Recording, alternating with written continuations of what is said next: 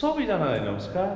आजको भिडियोमा विशेष गरी बर्दिया जिल्लामा चाहिँ आइपुगेको छु। बर्दिया जिल्ला आउँदै गर्दाखेरि यो मधुवन 1 मा र पहिलाको चाहिँ यसलाई डल्ला भनेर भनिदो रहेछ।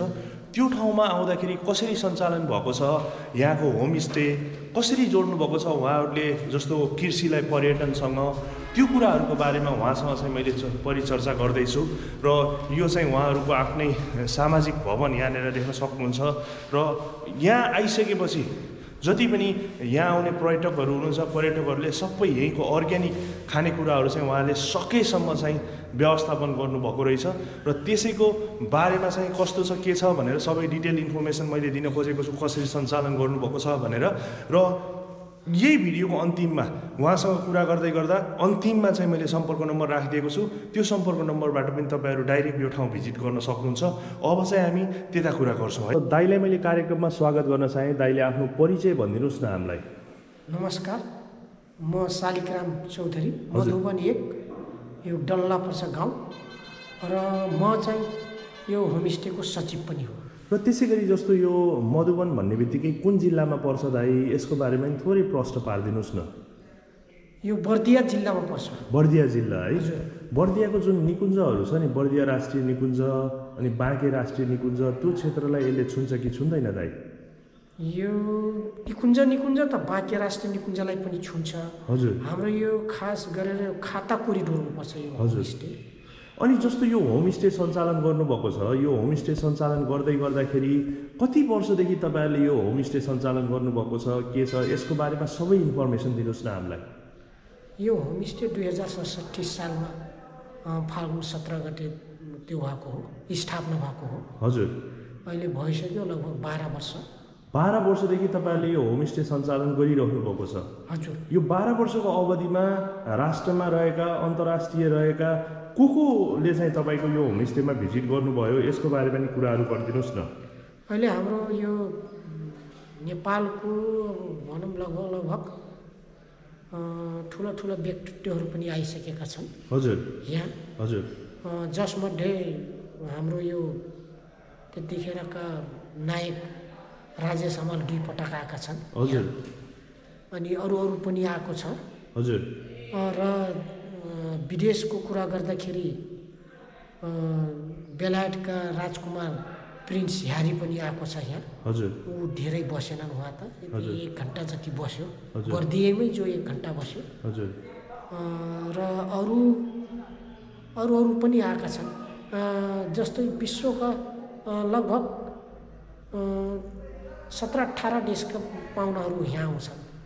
अनि जस्तो यो होमस्टे सञ्चालन गर्दै गर्दाखेरि तपाईँहरूले जस्तो यसमा चाहिने कृषिका सामग्री भयो, कृषिसँग उत्पादनसँग जोडिएका कुराहरूलाई कसरी व्यवस्थापन गर्नुभएको छ, बाहिरबाट खरिद गरेर ल्याउनुहुन्छ कि यहीँ गाउँमा आफै आत्मनिर्भर छ, यसको बारेमा पनि कुरा गरिदिनुहोस् न।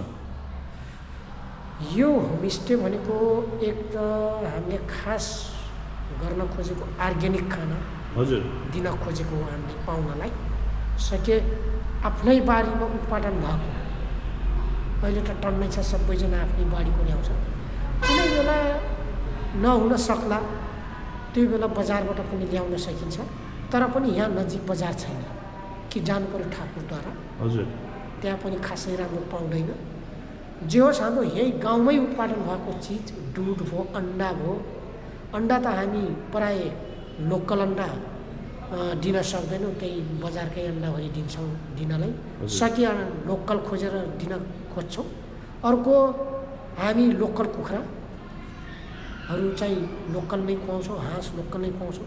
यसरी चाहिँ र यो जति पनि चामल छ यो हाम्रो होमस्टेको कुनै पनि बजारबाट हामी खरिदैनौँ। चामल, दाल भयो, यी खाद्य पदार्थहरू चाहिँ हामी बजारबाट किन्दैनौँ। तेल पनि, टोरी पनि किन्दैनौँ।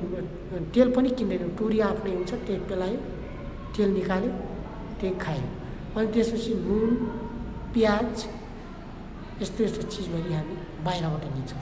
अनि जस्तो यो उत्पादन गर्दै गर्दाखेरि कस्ता समस्याहरू तपाईँहरूले झेल्नु भएको छ? जनावरहरूको आक्रमण हुन्छ कि हुँदैन? जनावरले बाली नाली खाइदिने समस्याहरू छ कि छैन? यसको बारेमा प्रष्ट सबै कुरा भनिदिनुहोस् त हामीलाई। यसको बारेमा त धेरै समस्या छ। सबभन्दा समस्या उत्पादन भएको त्यही हो सर। यहाँ अब हामी 10-12 वर्ष त्यो गऱ्यौँ, होमस्टे सञ्चालन गऱ्यौँ। अब यहाँ जनावर पनि हट्टै बढेको, बाघको आक्रामण त्यत्तिकै छ, मानवीय क्षति, हात्तीको त्यत्तिकै छ, गैँडाको त्यत्तिकै छ, अनि साना चित्तल जनावरको पनि त्यत्तिकै छ। अब यहाँको स्थानीय बासिन्दा एकदम पीडित छ। अनि के भन्छ, यो डल्ला होमस्टेले पालेको जनावर हो, उसैको हो भन्छ, जनावरभरि जति उसैले संरक्षण गरेछ भन्छ। धेरै समस्या छ यसको। यो त सरकार पक्षबाट पनि केही गर्न सकेको छैन, हामीले त झन् गर्नै सकेका छौँ। अनि जस्तो सरकारले चाहिँ तपाईँहरूको होमस्टेलाई कस्तो कस्तो सहयोगहरू गरेको छ, के छ, यसको बारे पनि कुरा गरिदिनुहोस् न। सरकारले यो धेरै नै सहयोग गरेको छ। जस्तै हाम्रो जस्तै यो सबभन्दा पहिला त यो हाम्रो यो सरकारले अलिकति यो हाम्रो तालिम हलमा फर्निचरहरू पनि उपलब्ध गराइदिएको छ। हजुर। कुर्सीहरू। अनि गएर त्यसपछि अर्को हाम्रो सरकारसँग सम्बन्धित जुन हाम्रो होमस्टेलाई स्थापना गर्यो, WWF हजुर नेपाल भन्ने छ त्यो। हजुर। त्यसले चाहिँ त्यसको सहयोगमा चाहिँ यो होमस्टे सञ्चालन भएको छ, WWF को सहयोग।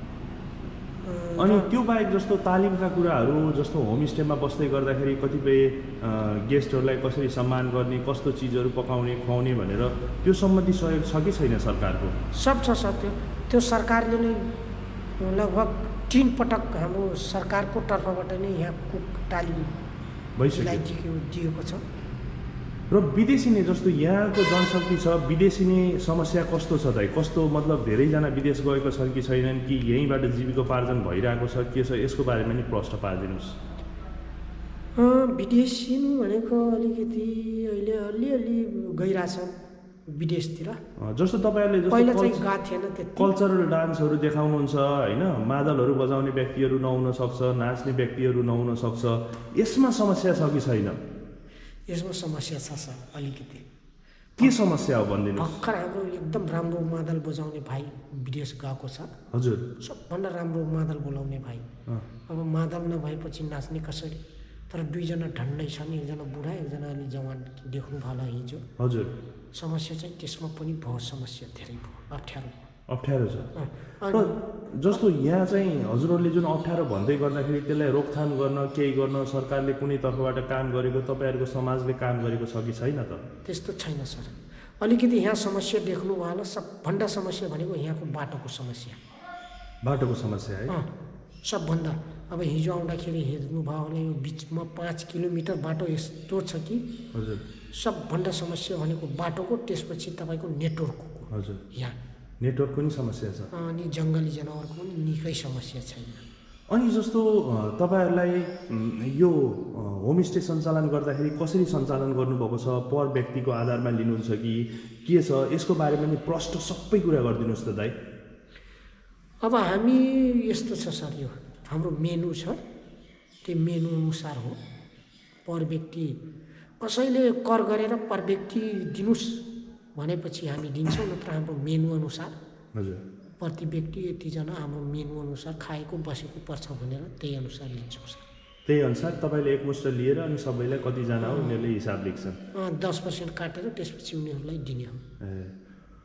हुन्छ दाइ, तपाईँलाई धेरै धेरै धन्यवाद। र यहाँ आउनको लागि चाहिँ के छ दाइ, तपाईँ सचिव भएको हैसियतले तपाईँले आफ्नो सम्पर्क नम्बर पनि छोडिदिनुहोस् न, जो कोही किसानहरू अथवा जो कोही व्यक्तिहरू यहाँ घुम्न आउँदाखेरि सजिलैसँग तपाईँहरूसँग सम्पर्क हुन सकोस्। मेरो सम्पर्क नम्बर 9884 15181। हजुरलाई पनि धेरै धेरै धन्यवाद, यहाँसम्म आइदिनु भयो। तपाईँले फेरि आउनु होला।